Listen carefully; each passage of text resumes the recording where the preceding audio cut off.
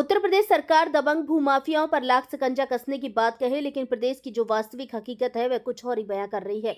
बेखौफ दबंग भूमाफिया गरीबों की जमीन पर शिकंजा कसते जा रहे हैं और गरीब प्रशासन से मदद की गुहार लगाते हैं तो सिर्फ बदले में आश्वासन ही मिलता है। मामला सामने आया है लखीमपुर तहसील के अंतर्गत ग्राम बांसखेड़ा के पास जल भवन के ठीक सामने जमीन सन 5/9/1998 को क्रय की गई थी। रामजत्ता पत्नी दयाल निवासी बांसखेड़ा ने अपनी जमीन माधुरी देवी पत्नी दिनेश कुमार राजगढ़ को बेची। गाटा संख्या 114/672 मूल खाता धारक रामजत्ता से 5/9/1998 में पंजीकृत बैनामा कराई थी।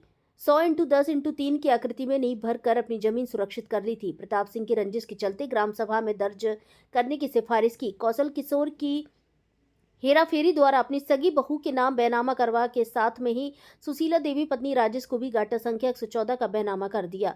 साथ में लेखपाल ने ब्रजकिशोर पुत्र मोतीलाल से पैसे लेकर गाटा 114 का धोखाधड़ी से दोबारा बैनामा करवाकर जमीन का विक्रय करता रहा।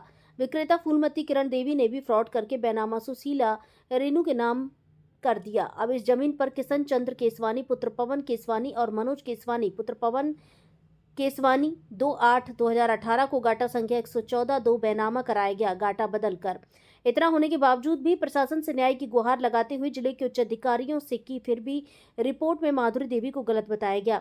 इस जमीन का विक्रय बार बार होता रहा। दो लोगों ने भूमि 114 2 बैनामा करके ग्राम सभा की जमीन को अलग अलग करके 114 2 विपक्षगण ने ग्राम सभा की जमीन पर मारपीट, जान से मारने की धमकी, अश्लीलता अपशब्द का प्रयोग करके माधुरी देवी पत्नी दिनेश कुमार को वहां से भगा दिया। अब देखना यह है कि प्रशासन आखिर कब तक कार्रवाई करता है या आश्वासन देने पर प्रशासन कितनी देर बाद जागता है।